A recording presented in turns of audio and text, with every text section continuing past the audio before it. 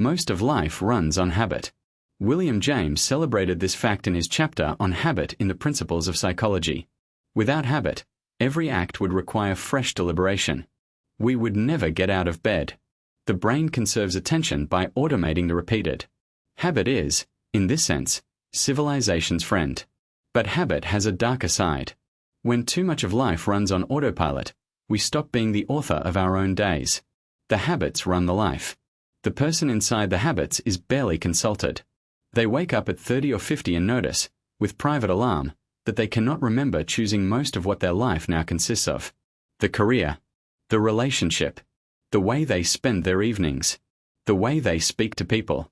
All of it was installed at some earlier point and has been running ever since. The current self, if asked to choose again, might choose differently. But they were not asked. The system has been running on its own.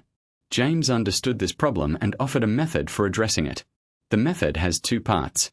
The first is the periodic interruption of automatic life by deliberate conscious choice. The second is the patient installation of new habits in place of the old ones that no longer serve. The interruption is the harder part. The mind that has been running on autopilot for years has developed considerable inertia. The simple act of stopping, midday, and asking what one is actually doing, and whether it is what one wants to be doing, feels uncomfortable, even disorienting. The discomfort is part of the work. It is the felt sense of the autopilot being briefly suspended. The system does not want to be suspended.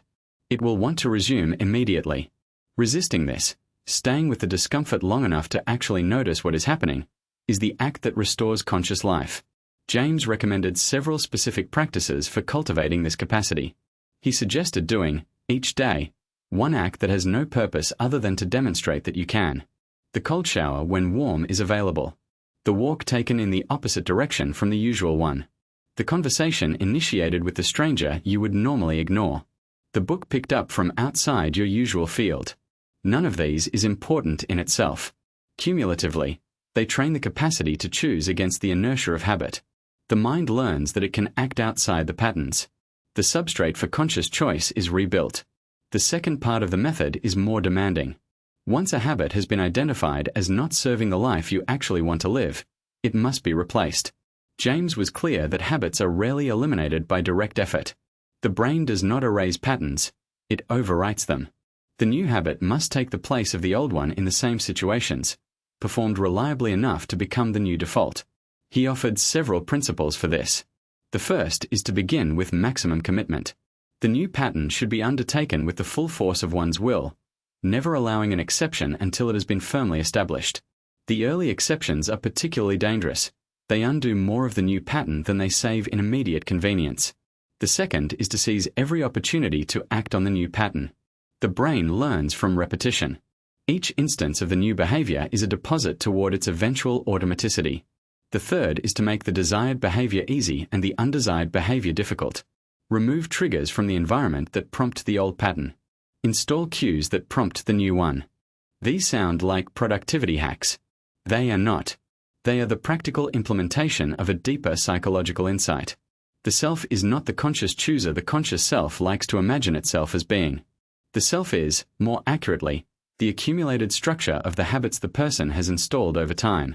To change the self requires changing the habits. To change the habits requires the slow, patient work of replacing them, one by one, with new patterns that have been deliberately chosen. What to do, then, if you have woken up and realized you are largely on autopilot? Begin with one habit. Choose one pattern in your daily life that you would not now choose if asked. Decide what you would prefer instead. Begin the replacement. Accept that it will be difficult. Accept that you will fail repeatedly before it sticks. Persist anyway. Once the first habit has been replaced, the substrate has been built for replacing the next one. The work compounds. Years of this, applied across the major patterns of a life, produces a life that, looking back, was actually chosen. Most people do not do this work. Most lives remain mostly on autopilot until they end. James thought this was tragic, in a quiet way. Not because the autopilot life was necessarily unhappy. Many such lives are comfortable.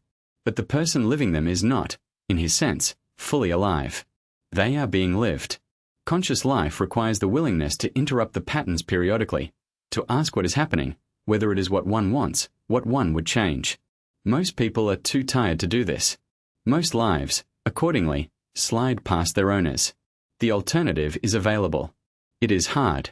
It is mostly invisible from outside.